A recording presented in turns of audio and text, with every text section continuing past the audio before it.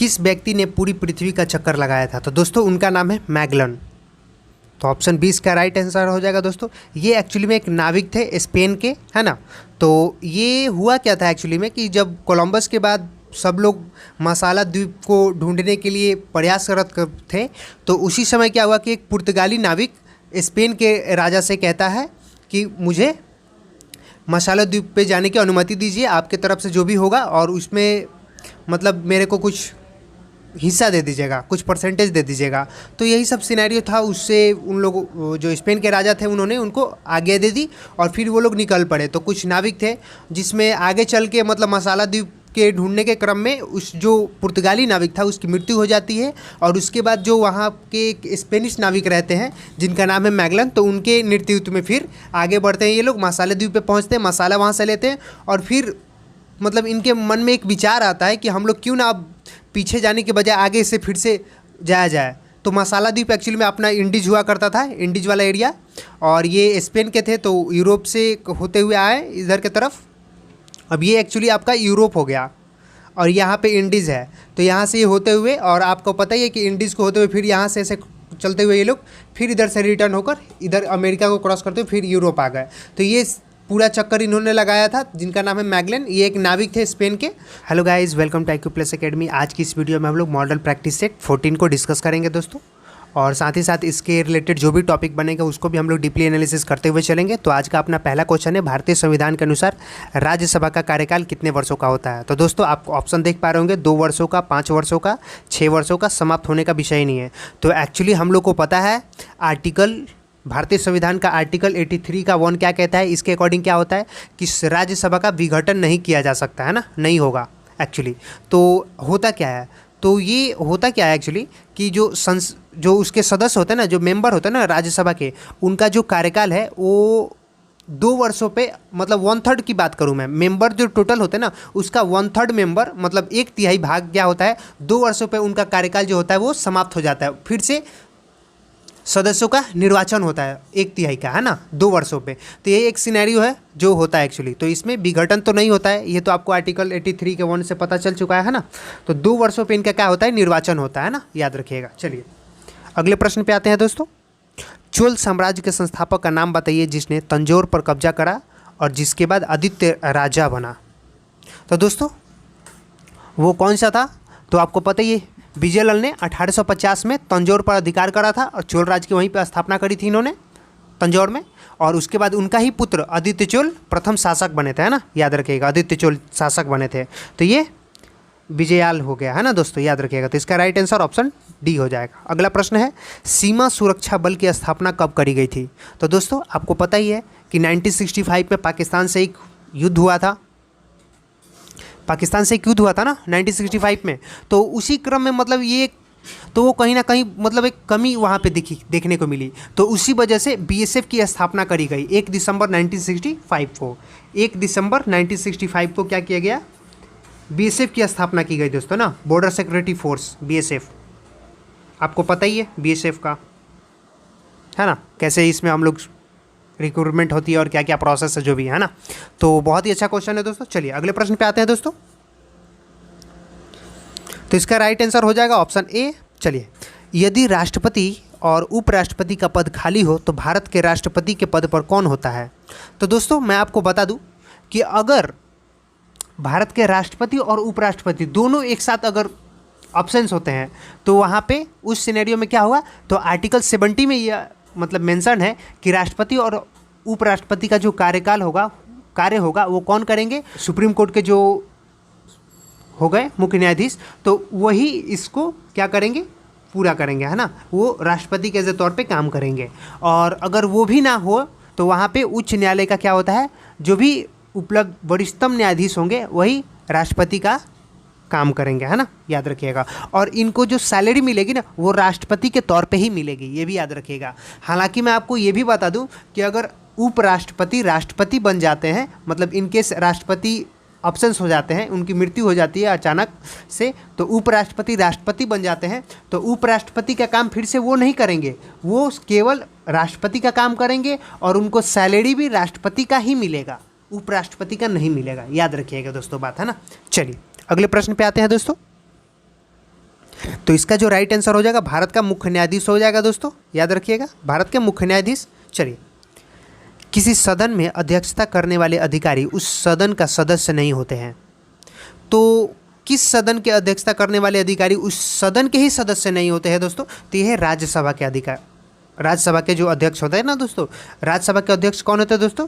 तो उपराष्ट्रपति इसके सभापति होते हैं, है ना। और ये राज्यसभा के ही सदस्य नहीं होते हैं, आपको पता ही है। तो आंसर इसका बी हो जाएगा। चलिए, भील जाति कहाँ पाई जाती है? तो दोस्तों आपको पता ही है, भील आपने हिस्ट्री में भी पढ़ा होगा, जो जनजातीय विद्रोह हुआ था तो उसमें एक भील था, भील जनजाति थी, वो राजस्थान से फेमस है डाकन प्रथा के लिए। दौलत सिंह जिसके प्रमुख नेता माने जाते हैं ना, है ना। तो ये आपका किधर के एरिया से पड़ता है? पश्चिमी एरिया से पड़ता है ना। तो पश्चिमी एरिया का कोई ऐसा है देखिए तो पश्चिमी एरिया का आपका देखो, एक महाराष्ट्र में भी हुआ था भील आंदोलन और एक राजस्थान में भी हुआ था, आपको पता ही है। तो यहाँ पे ऑप्शन में डी है, तो ऑप्शन डी हमको लगा देंगे महाराष्ट्र के लिए। चलिए अगले प्रश्न पे आते हैं। एक उच्च न्यायालय का न्यायाधीश अपना त्यागपत्र संबोधित करता है। तो दोस्तों एक उच्च न्यायालय का अगर न्यायाधीश को अपना त्यागपत्र संबोधित करना है तो वो भारत के राष्ट्रपति को देता है दोस्तों, है ना, याद रखिएगा। किसको? भारत के राष्ट्रपति को। और ये आर्टिकल 217 का 1 का ए में ऐसा बताया गया है ना कि जो उच्च न्यायालय के न्यायाधीश है वो राष्ट्रपति को अपना त्यागपत्र दे सकते हैं। तो ये याद रखिएगा दोस्तों, आर्टिकल 217 के एक के तहत ऐसा होता है, ये अनुच्छेद इसको बताता है दोस्तों, है ना। तो आजकल के आप एग्जाम देख पा रहे होंगे कि उसमें क्वेश्चन जो बन रहे सीधा 217 नहीं होगा, यहाँ पे 217 का एक सब में कॉमन हो सकता है। यहाँ पे ABCD कर देगा, या फिर यहाँ पे एक ना करके यहाँ पे ए को कॉमन करेगा और यहाँ पे आपको कुछ चेंजेस ला देगा। तो ऐसा समथिंग हो सकता है, तो इससे घबराने की जरूरत नहीं है। 1 का ए देख रहे हो, यहाँ पे एक भी है और ए भी है, दोनों में फर्स्ट है, तो याद रखना है ना। चलिए अगले प्रश्न को देखते हैं दोस्तों, बिल्कुल घबराने की जरूरत नहीं है। भारतीय संविधान में कितनी भाषाओं के रूप में मान्यता प्राप्त है? तो भारतीय संविधान में दोस्तों पहले इनिशियली स्टेज पे कितनी थी दोस्तों? 18 हुआ करती थी, लेकिन अब बढ़ाकर 4 और उसमें ऐड कर दिए गए हैं दोस्तों, जिसमें बिहार के भी मिथिला को शामिल किया गया है। तो अब हो गए हैं टोटल 22 दोस्तों, याद रखिएगा, है ना, 22। चलिए अगला प्रश्न देख लेते हैं दोस्तों। विजयवाड़ा किस नदी के किनारे पर स्थित है? तो दोस्तों विजयवाड़ा किस नदी के किनारे पर स्थित है? तो विजयवाड़ा जो है दोस्तों वो कृष्णा नदी के किनारे पे स्थित है ना, याद रखें, कृष्णा नदी पे। तो इसका राइट आंसर ऑप्शन बी हो जाएगा दोस्तों। चलिए अगला प्रश्न देख लेते हैं दोस्तों। भारतीय संविधान में विधि का शासन और द्विसदनीय पद्धति किस देश के संविधान से प्रेरित है? तो दोस्तों आपको पता ही है, द्विसदनीय पद्धति जो है वो एक्चुअली में इंग्लैंड से ही लिया गया है, क्योंकि ब्रिटिश काल में ही जब मॉन्टेग्यू चेम्सफोर्ड अधिनियम आया था 1919 का, उसी समय में द्विसदनीय क्या किया गया था? लागू किया गया था केंद्र में। आपको पता ही है मॉन्टेग्यू चेम्सफोर्ड, है ना। तो ये यूनाइटेड किंगडम, जिसको इंग्लैंड के भी नाम से हम लोग जानते हैं, यूनाइटेड किंगडम हो गया, ब्रिटेन हो गया, है ना। तो ये सब एक ही एरिया के है ना, याद रखिएगा। तो इसका राइट आंसर ऑप्शन डी हो जाएगा दोस्तों। चलिए इंद्रधनुषीय क्रांति का संबंध है। तो दोस्तों इंद्रधनुषीय क्रांति जो है वो किससे है? समग्र कृषि क्रांति से संबंधित है दोस्तों ना, इसी से रिलेटेड है, याद रखिएगा। चलिए अगले प्रश्न पे आते हैं।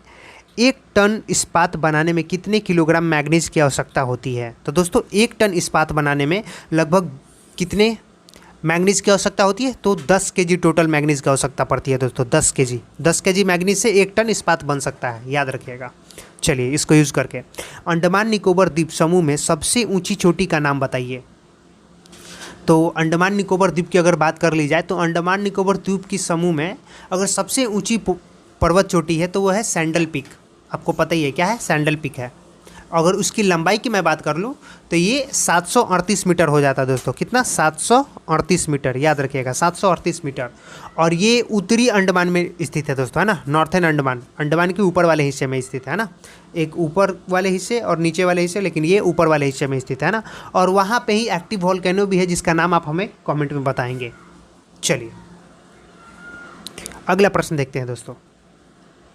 तो इसका राइट आंसर तो ऑप्शन ए हो जाना है। 1773 के विनियमन अधिनियम के दोषों को दूर करने के लिए ब्रिटिश संसद द्वारा पारित किए गए कौन सा अधिनियम था, जो ईस्ट इंडिया कंपनी अधिनियम 1784 से के नाम से भी जाना जाता है? तो दोस्तों वो कौन सा था? सबसे पहले तो आपका 1773 का कौन सा आया था, रेगुलेटिंग एक्ट था ना 1773 वाला, लेकिन वही जो 1784 का था वो किस नाम से हम लोग जानते हैं दोस्तों, तो वो था पिट्स इंडिया एक्ट, आपको पता होना चाहिए है ना। इसमें क्या किया था, कंपनी पे सरकार का जो नियंत्रण था और बढ़ा दिया गया था उसको लेकर, है ना। पिट्स इंडिया एक्ट की स्थापना की गई थी और इसी में आपका कंपनी पे क्या हुआ था, जो बोर्ड ऑफ कंट्रोल थे दोस्तों उसमें सदस्यों की संख्या 6 कर दी गई थी, है ना। और इसमें और भी बहुत सारी चीज़ें हुई थी जो आगे मतलब 73 के अकॉर्डिंगली इसमें बहुत ज़्यादा चीज़ें अपडेट कर दी गई थी, जिसमें आपका बोर्ड ऑफ कंट्रोल के अध्यक्ष को मतलब एक ऐसा बना दिया गया था जो ब्रिटिश संसद के एक हुआ करते थे ना मेंबर, तो वो एक्चुअली फाइनल डिसीजन लेते थे। वो चाहते तो गवर्नर और को भी हटा सकते थे, इतना उनके पास पावर हुआ करता था। और इसी में क्या हुआ, गवर्नर जनरल का भी थोड़ा अधिकार बढ़ा दिया गया था। तो ये सब सिनेरियो रहा था, याद रखिएगा दोस्तों, ये सब भी इंपॉर्टेंट है एग्जाम के दृष्टिकोण से। तो इसका राइट आंसर ऑप्शन सी हो जाएगा। अगला प्रश्न देखते हैं, भारतीय जीवन बीमा निगम की स्थापना कब करी गई थी। तो भारतीय जीवन बीमा निगम मतलब LIC है ना, LIC की बात कर रहे हैं ना यहाँ पे।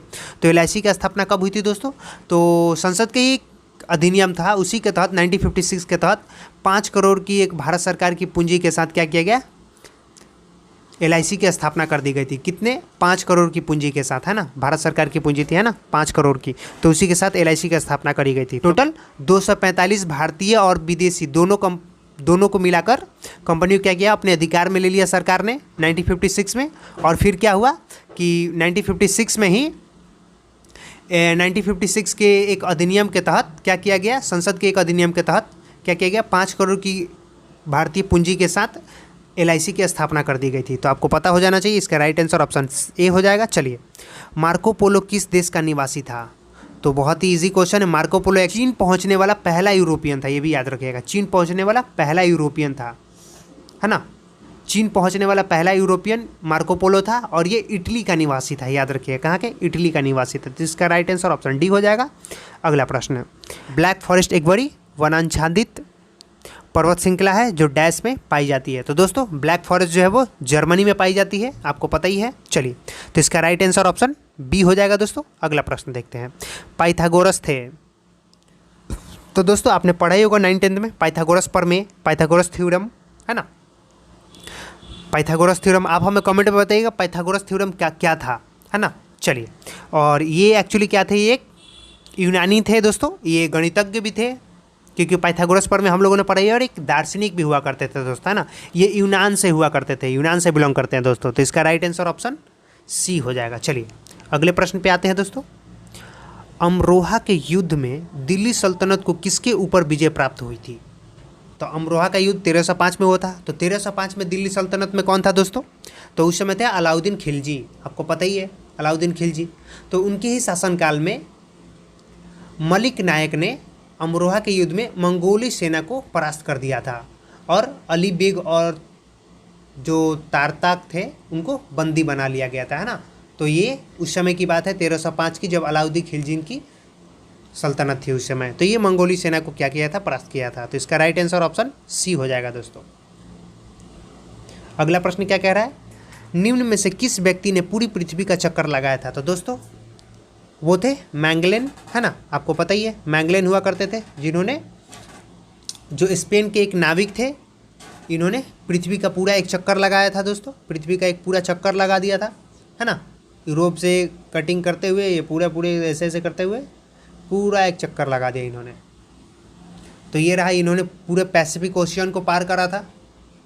ये एक्चुअली मसाले के द्वीप की खोज के लिए निकले हुए थे, और उसके जब मसाले की द्वीप इनको मिल गई इंडीज एक्चुअली, तो उसके बाद इन्होंने, इनके मन में एक उत्साह आई, एक मतलब चाहत बढ़ी कि चलो क्यों ना हम लोग पूरा चक्कर ही लगा दे। तो ये एक्चुअली इनमें था और इन्होंने करके भी दिखाया। ये स्पेनिश एक नाविक थे। चलिए दोस्तों अगले प्रश्न पे आते हैं,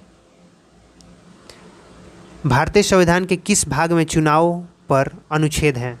चुनाव पर अनुच्छेद हैं दोस्तों, बात हो रही है यहाँ पे। तो चुनाव पे जो अनुच्छेद है वो भाग 15 है दोस्तों, याद रखिएगा कौन सा है, भाग 15। अगर मैं सभी की बात कर लूँ ऑप्शन वाइज, तो भाग 15 हो गया चुनाव के लिए, भाग 20 हो गया आपका संविधान का संशोधन की बात करता है, वही इसमें वर्णित है दोस्तों। भाग 5 में संघ है दोस्तों, संघ की बात करता है, और वही भाग 10 की देखें तो इसमें अनुसूचित और जनजातीय क्षेत्र की बात है दोस्तों, है ना, याद रखिएगा। चलिए तो इसका जो राइट आंसर हो जाएगा ऑप्शन ए हो जाएगा दोस्तों। रबर की खेती के लिए कौन सी जलवायु उपयुक्त है? तो दोस्तों रबर की खेती के लिए जो विषुवत रेखीय जलवायु होती है ना वही उपयुक्त होती है, क्योंकि इसमें 20 सेंटीमीटर से अधिक वर्षा भी होती है और टेम्परेचर का जो है वो 25 डिग्री से अबव भी रहता है। तो यहाँ नम और आर्द्रता की आवश्यकता जो होती है एक्चुअली में वो यहाँ मिल जाती है ना। तो अगर रबर के पौधे का जन्म स्थान की बात कर ली जाए तो ये दक्षिण अमेरिका का ब्राज़ील है दोस्तों, है ना, याद रखिएगा, दक्षिण अमेरिका का ब्राज़ील, याद रखिएगा। तो इसका राइट आंसर ऑप्शन ए हो जाएगा दोस्तों। नियाग्रा जलप्रपात किस नदी पर स्थित है? तो दोस्तों जो नियाग्रा जलप्रपात है वो सेंट लॉरेंस पे स्थित है, क्योंकि ये कनाडा और अमेरिका की सीमा पे स्थित है दोस्तों, है ना, याद रखिएगा, नियाग्रा जलप्रपात। तो इसका राइट आंसर ऑप्शन सी हो जाएगा। अगले प्रश्न को देखते हैं। भारत रत्न प्राप्त करने वाले किस व्यक्ति का जन्मदिन राष्ट्रीय चिकित्सा दिवस के रूप में मनाया जाता है? तो दोस्तों वो थे डॉक्टर और पश्चिम बंगाल के मुख्यमंत्री भी रह चुके डॉक्टर विद्याचंद्र रॉय, जिनका 1 जुलाई को राष्ट्रीय चिकित्सा दिवस के रूप में तो मनाया ही जाता है जैसा कि हमें पता है, और उन्हें 1961 में भारत रत्न से सम्मानित किया गया था दोस्तों, याद रखिएगा, भारत रत्न से, है ना। तो इसका जो राइट आंसर हो जाएगा विधान चंद्र राय हो जाएगा दोस्तों, राइट आंसर। चलिए, जावर की खाने किस खनिज के लिए प्रसिद्ध है? तो जावर की खाने किस लिए प्रसिद्ध है दोस्तों? तो राजस्थान का जावर खान है वो जस्ता के लिए प्रसिद्ध है दोस्तों, याद रखिए, किस लिए? जस्ता के लिए प्रसिद्ध है दोस्तों, है ना, ये राजस्थान में है। अगला प्रश्न क्या कह रहा है? अंतर्देशीय मछली उत्पादन में किस राज्य का योगदान सर्वाधिक है? तो दोस्तों हमें पता है ये है आंध्र प्रदेश, जो कि 1 नंबर पे आता है मछली उत्पादन में, है ना।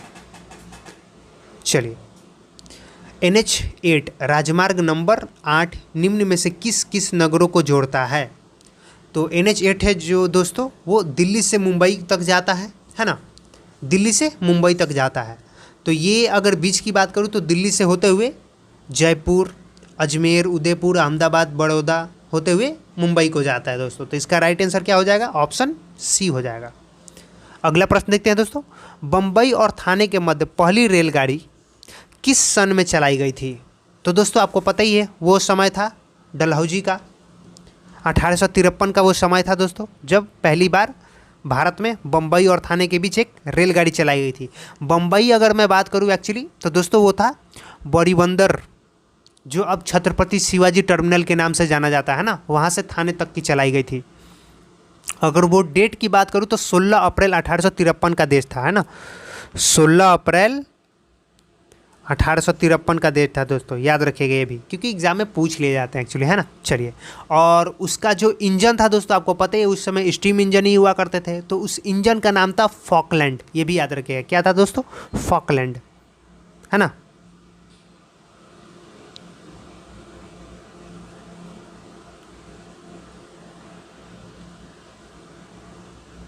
याद रखिएगा फॉकलैंड, है ना। चलिए, ये इंजन का नाम था और ये इंग्लैंड से मनाया गया था, इंग्लैंड से ही मंगाया जाएगा ना, क्योंकि उस समय तो ब्रिटिश ही थे। चलिए, अगले प्रश्न पे आते हैं दोस्तों। निम्न में से कौन सी महाराष्ट्र की नृत्य शैली है? तो दोस्तों वो कौन सी है नृत्य शैली महाराष्ट्र की एक्चुअली? तो महाराष्ट्र की है दोस्तों लेजिम, है ना। लेजिम जो है वो महाराष्ट्र की नृत्य शैली है। अगर वहीं बात कर ली जाए सुआ की तो ये मध्य प्रदेश की नृत्य शैली है दोस्तों, मध्य प्रदेश की। कालियट्टम जो है वो केरल की है। चोकुम जो है दोस्तों वो अरुणाचल प्रदेश की है, याद रखिएगा। चलिए, तो यहाँ पे चारों के चारों हम लोगों ने अच्छे से डिस्कस कर लिया। चलिए, अगले प्रश्न पे आते हैं। भारत सरकार अधिनियम 1919 23 दिसंबर 1919 से लागू हुआ। इस अधिनियम में डैश रिपोर्ट में सिफारिश किए गए सुधारों को शामिल किया गया है। जो तो ये किसका सुधार था? ये एक्चुअली जो मॉन्टेग्यू चेम्सफोर्ड उन्हीं का तो था ना, उन्हीं के मतलब सिफारिश पे आया था ना मॉन्टेग्यू चेम्सफोर्ड रिपोर्ट। तो ये एक्चुअली हो जाएगा इसका राइट आंसर ऑप्शन बी दोस्तों, मॉन्टेग्यू चेम्सफोर्ड। इसमें आपके जो ये थे भारतीय सचिव थे दोस्तों, और चेम्सफोर्ड थे वो वाइसराय थे, है ना, याद रखिएगा। मॉन्टेग्यू जिसमें द्विसदनीय व्यवस्था भी लाई गई थी केंद्र सरकार में, केंद्र में द्विसदनीय व्यवस्था लाई गई थी, इसी में मॉन्टेग्यू चेम्सफोर्ड सुधार अधिनियम में ही लाया गया था दोस्तों 1919 का, है ना, ये भी याद रखिएगा, जो कि बहुत इंपॉर्टेंट है एग्जाम के दृष्टिकोण से। चलिए, अगले प्रश्न पे आते हैं दोस्तों। निम्न में से कौन सी झील कृत्रिम है? मानव निर्मित झील कौन सी है दोस्तों? मानव के द्वारा कौन सी झील बनाई गई है, यही पूछ रहे हैं यहाँ पे, है ना। तो दोस्तों आपको पता ही है जो डेवर झील है एक्चुअली वो राजस्थान में है। अगर मैं बात करूँ डेवर झील की तो ये राजस्थान में स्थित है दोस्तों, है ना, जिसको हम लोग जयसमंद झील भी कहते हैं। यहाँ पे जयसमंद लिख दिया तो कन्फ्यूज नहीं होने का, है ना। इसी को क्या बोला जाता है? डेवर झील भी कहा जाता है, डेवर झील, है ना।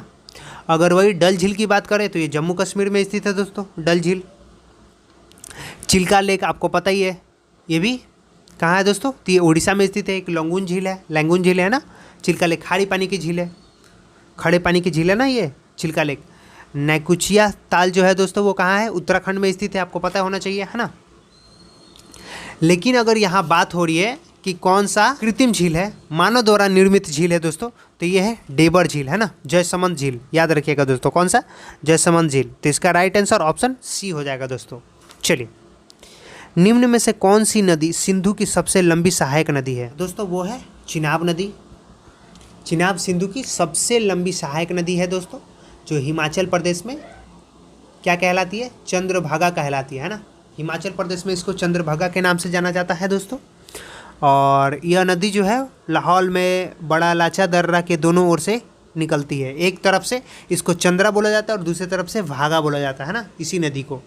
और ये दो भागों में जहाँ पे जाकर फिर ये दोनों मिलती है ना, उसी को चेनाब कहा जाता है दोस्तों, है ना। उसी को चेनाब के नाम से जाना जाता है नदी को। जैसे गंगा को आपको पता ही है पद्मा, है ना, तो ठीक वैसे ही इसको इस नाम से जाना जाता है दोस्तों, है ना। और इसकी भारत में जो टोटल लेंथ है, लंबाई है, वो है 1180 किलोमीटर दोस्तों। याद रखिएगा कितना है? 1180 किलोमीटर, जो कि सिंधु की सबसे लंबी सहायक नदी है दोस्तों। और सिंधु का आपको पता ही है, सिंधु इंडस, जिससे अपने देश का नाम पड़ा इंडिया, सिंधु से ही, है ना, याद रखिएगा। चलिए अगले प्रश्न को देखते हैं दोस्तों।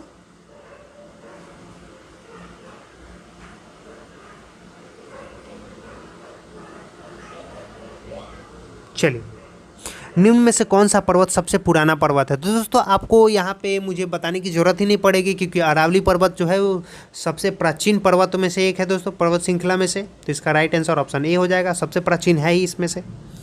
हजरत ईसा मसीह को सूली पर किस दिन चढ़ाया गया था? तो ईसा मसीह को सूली पर चढ़ाया गया था गुड फ्राइडे के दिन। ईसा मसीह को रोमन गवर्नर पोटियस ने 33 ईस्वी में क्या किया था? सूली पर चढ़ाया था। किसने दोस्तों? तो रोमन गवर्नर पैटियस ने, है ना, याद रखिएगा किसने। मैं यहाँ पे लिख भी दे रहा हूँ, पोटियस, है ना, याद रखिएगा पोटियस ने इसको, पोटियस ने इनको क्या किया था? सूली पर चढ़ाया था दोस्तों, है ना, पोटियस ने, जो कि रोमन गवर्नर था, याद रखिएगा। चलिए अगले प्रश्न पे आते हैं। शतरंज के खेल का आविष्कार किस देश में हुआ था? तो दोस्तों शतरंज के खेल का आविष्कार भारत में ही हुआ था। नोबेल पुरस्कार अधिक से अधिक कितने लोगों की भागीदारी में दिया जा सकता है? तो दोस्तों ये मैक्सिमम 3 लोगों की भागीदारी में दिया जा सकता है नोबेल पुरस्कार, है ना। और 2 विभिन्न कार्यों की भागीदारी में दिया जा सकता है। 2 विभिन्न कार्यों की भागीदारी की बात की जा रही है, और पीपल जो हो गया अधिकतम 3 लोगों हो सकता है ना, याद रखिएगा। निम्न में से कौन सी घटना सबसे पहले घटी थी? तो देखते हैं दोस्तों। तो अगर मैं देखूं, अशोक का शासनकाल, बुद्ध की पारंपरिक निर्वाण तिथि, तो ये तो पहले ही हो गई थी। फिर अर्थशास्त्र की रचना, ये तो उस समय हुई थी ना, चाणक्य ने करी थी। उपनिषदों की रचना, तो ये सबसे पहले हुई थी दोस्तों, है ना, याद रखिएगा। तो उपनिषदों की जो रचना हुई थी वो सबसे पहले हुई थी। इन ऑप्शन के अकॉर्डिंग अगर देखा जाए तो कि किसी की रचना सबसे पहले हुई थी दोस्तों, है ना। चलिए अगले प्रश्न पे आते हैं। मौर्य राज्य के संस्थापक कौन थे? मौर्य राज्य के संस्थापक चंद्रगुप्त मौर्य थे दोस्तों खुद। इन्होंने क्या करा था? चाणक्य की सहायता से नंद वंश के जो घनानंद थे उनको, उनका वध करके मौर्य साम्राज्य की स्थापना करी थी मगध में दोस्तों, याद रखिएगा। तो इसका राइट आंसर ऑप्शन बी हो जाएगा। शुंगा राज्य के संस्थापक कौन थे? तो दोस्तों शुंगा राज्य के संस्थापक पुष्यमित्र शुंगा थे। इन्होंने क्या करा था? तो अंतिम जो मौर्य शासक था बृहद्रथ, उनकी हत्या करके मगध पे शुंगा वंश की नींव डाली थी दोस्तों, आपको पता ही है। तो पुष्यमित्र इसके राइट आंसर हो जाएगा दोस्तों। चलिए अगले प्रश्न पे आते हैं दोस्तों। 1930 के दूसरे गोलमेज सम्मेलन ने डॉक्टर बी आर अम्बेडकर ने क्या मांग रखी थी, क्या मांग करी थी? तो दोस्तों इन्होंने जो मांग करी थी वो थे दलितों के लिए पृथक निर्वाचन मंडल, है ना। तो इसका राइट आंसर ऑप्शन डी हो जाएगा दोस्तों, दलितों के लिए पृथक निर्वाचन मंडल। और ये दूसरे सम्मेलन में ही गांधी जी ने भी भाग लिया था दोस्तों, कांग्रेस के तरफ से। चलिए अगले प्रश्न पे आते हैं। कनिष्क एक था, तो दोस्तों कनिष्क एक कौन था? कुषाण वंश का महान राजा था दोस्तों कनिष्क, है ना, याद रखिएगा। तो इसका राइट आंसर ऑप्शन डी हो जाएगा दोस्तों। चलिए अगले प्रश्न पे आते हैं। स्वर्ण जयंती ग्राम स्वरोजगार योजना किस वर्ष प्रारंभ करी गई थी? तो स्वर्ण जयंती ग्राम स्वरोजगार योजना 1999 में प्रारंभ करी गई थी दोस्तों, 1999 में स्टार्ट करी गई थी। तो इसका राइट आंसर ऑप्शन बी हो जाएगा दोस्तों। और इस योजना का मतलब मेन उद्देश्य क्या था? तो इसका उद्देश्य था दोस्तों, जो भी गरीबी रेखा के नीचे जीवन काट रहे लोगों का क्या करना, उनकी सहायता करना, इकोनॉमिकली, है ना, मतलब सभी प्रोस्पेक्टिव से उनकी हेल्प करना ही इसका मेन मोटिव था दोस्तों, है ना। चलिए अगला प्रश्न देखते हैं दोस्तों। इनमें से कौन सा लोक नृत्य राजस्थान से संबंधित है? डांडिया तो गुजरात का है, घूमर, भांगड़ा, गिद्दा। भांगड़ा भी इधर का नहीं है, वो पंजाबी एरिया में आता है। घूमर जो है दोस्तों ये राजस्थान का ही लोक नृत्य है, क्योंकि हम लोगों ने बहुत बार देखा भी अभी ये गाने वाने में भी, है ना, घूमर घूमर। तो इसका राइट आंसर ऑप्शन बी हो जाएगा दोस्तों। चलिए ये एक्चुअली महिलाएं ही ज़्यादा इसमें वो रहती है ना। निम्नलिखित में से किस राज्य में बॉक्साइट का भंडार सबसे अधिक है? तो दोस्तों बॉक्साइट का सबसे अधिक भंडार जो है वो किस राज्य में है दोस्तों? तो वो है उड़ीसा में, याद रखिएगा, है ना। उड़ीसा में सबसे अधिक बॉक्साइट का भंडार है। और इसके बाद अगर हम लोग रेस्पेक्टिवली बात कर लें तो आपका आता है झारखंड, गुजरात, महाराष्ट्र आता है ना, याद रखिएगा। चलिए पानीपत का प्रथम युद्ध किसके बीच हुआ था? तो पानीपत का प्रथम युद्ध वर्ल्ड फेमस है, बाबर और इब्राहिम लोदी के बीच हुआ था दोस्तों, पानीपत का पहला युद्ध। ये 1526 की बात है ना, 1526 की बात है ना, बाबर और इब्राहिम लोदी के बीच हुआ था। बाबर ऐसा पहला मतलब शासक बना जिसने तोप का यूज़ किया था युद्ध में, है ना। चलिए और दूसरा उनके पोते अकबर के साथ दूसरा पानीपत का युद्ध लड़ा गया था। चलिए अगला प्रश्न क्या कह रहा है दोस्तों। इंडिया विंस फ्रीडम नामक पुस्तक किसके द्वारा लिखी गई है? इंडिया विंस फ्रीडम, तो इंडिया विंस फ्रीडम नामक पुस्तक जो है दोस्तों वो मौलाना अबुल कलाम आज़ाद के द्वारा लिखी गई है दोस्तों, है ना। इनके नाम से आपका बंगाल का यूनिवर्सिटी है, Maulana Abul Kalam Azad university of technology engineering का, है ना, याद रखिएगा। तो दोस्तों ये बहुत बड़ा इनका मतलब रोल प्ले था आज़ादी में अपना भारत के, है ना। और ये कांग्रेस के सबसे लंबे समय तक जो अध्यक्ष होते हैं ना वो रहे थे दोस्तों, है ना। और सबसे यंगेस्ट अध्यक्ष भी यही रहे थे दोस्तों कांग्रेस के, है ना, आज़ादी के पहले। और अभी के अगर करंट सिनेरियो को लेकर अगर बात कर लीजिए तो सोनिया गांधी सबसे लंबे समय तक रही है दोस्तों, याद रखिएगा, है ना। शायद हो सकता है कि करंट से रिलेटेड करके पूछ ले समथिंग। चलिए अगला प्रश्न क्या कह रहा है, खालसा की स्थापना किसने करी? तो दोस्तों खालसा पंथ की स्थापना गुरु गोविंद सिंह ने करी थी दोस्तों। ये सिखों के 10वें और अंतिम गुरु है दोस्तों, गुरु गोविंद सिंह, जिनका जन्म पटना के ही पटना साहिब में हुआ था दोस्तों, है ना, बिहार में पड़ता है वो, आपको पता ही है, पटना साहिब में है। तो इन्होंने 1699 में खालसा पंथ की स्थापना करी थी दोस्तों, याद रखिएगा। चलिए अगले प्रश्न पे आते हैं। भारत में स्वतंत्र और निष्पक्ष चुनाव कराने के लिए कौन सा स्वायत्त निकाय उत्तरदायी होती है? तो स्वतंत्र और निष्पक्ष चुनाव कराने के लिए कौन से होते हैं दोस्तों? तो चुनाव आयोग है, निर्वाचन आयोग है दोस्तों, निर्वाचन आयोग, है ना। निर्वाचन आयोग नामक स्वायत्त निकाय उत्तरदायी होती है।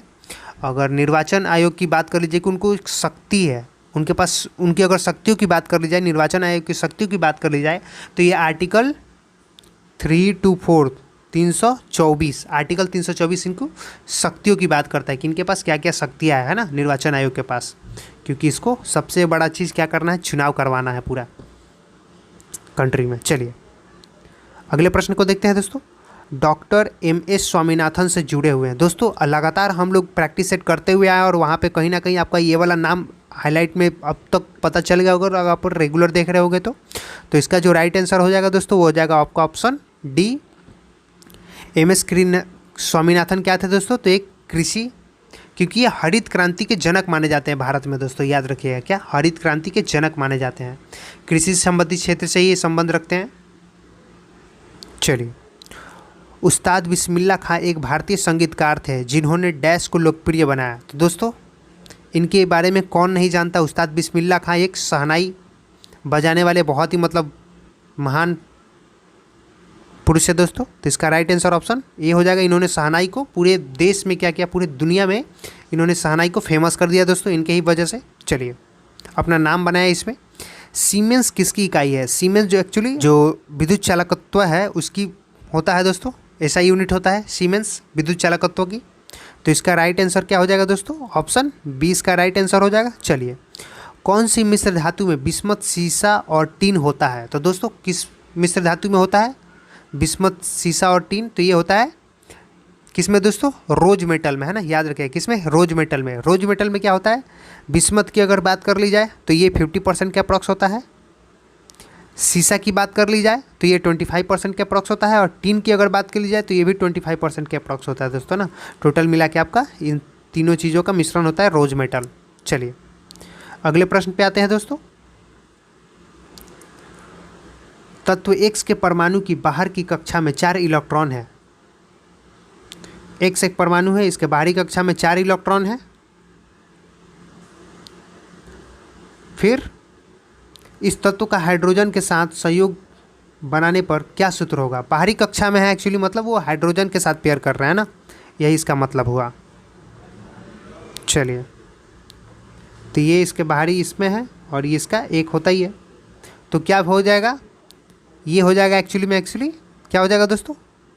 X1H4, है ना, X1H4 हो जाएगा दोस्तों। तो इसका राइट आंसर क्या हो जाएगा? X1H4, ऐसा कुछ है क्या? हाँ, ऑप्शन डी इसका राइट आंसर हो जाएगा दोस्तों। निम्न में से कौन सी अणुरचना में इलेक्ट्रॉन भागीदारी करते हैं? तो दोस्तों इलेक्ट्रॉन जो भागीदारी करते हैं वो H2O में करते हैं, जल में करते हैं। H और 2 दोनों में क्या होता है? इलेक्ट्रॉन शेयर्ड होते हैं ना।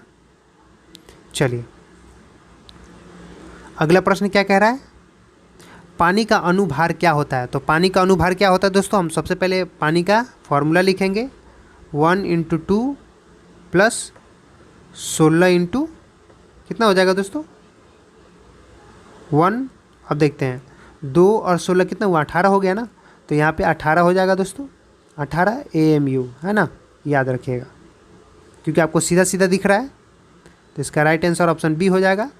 कार्बन की संयोजकता कितनी होती है? तो दोस्तों कार्बन की संयोजकता कितनी होती है दोस्तों? कार्बन पे कितने टोटल बॉन्ड बनते हैं? तो वो बनते हैं 4। C4 होता है ना, C4 होता है ना, एक्चुअली C पे ऐसे होता है ना बॉन्ड, देख रहे हो? हाँ, तो याद रखना। चलिए, तो इसका राइट आंसर ऑप्शन ए हो जाएगा। तो दोस्तों अभी भी 1-2 प्रश्न हैं, देख लेते हैं। क्लोरोफॉर्म का सूत्र क्या होता है? तो दोस्तों क्लोरोफॉर्म का सूत्र क्या होता है? क्लोरोफॉर्म का जो सूत्र होता है दोस्तों वो CHCl3 होता है। अगला प्रश्न देख लेते हैं दोस्तों। बीटा कण किस प्रकार का आवेशित वहन करती है? तो दोस्तों बीटा कण पे जो होता है वो ऋणात्मक, पॉजिटिव नहीं बल्कि नेगेटिव चार्ज होता है दोस्तों, उस पर नेगेटिव होता है ना, ऋणात्मक आवेश होते हैं दोस्तों। तो इसका राइट आंसर ऑप्शन बी हो जाएगा। दोस्तों आपको ये वीडियो कैसा लगा आप हमें कमेंट में जरूर बताएंगे, और साथ ही साथ आपको आगे अगर और भी वीडियो ऐसे डिस्कस वाइज करते हुए देखना है तो आप हमारे चैनल से जुड़ सकते हैं दोस्तों, चैनल को सब्सक्राइब करके। तो चलिए दोस्तों, थैंक यू, जय हिंद, जय भारत।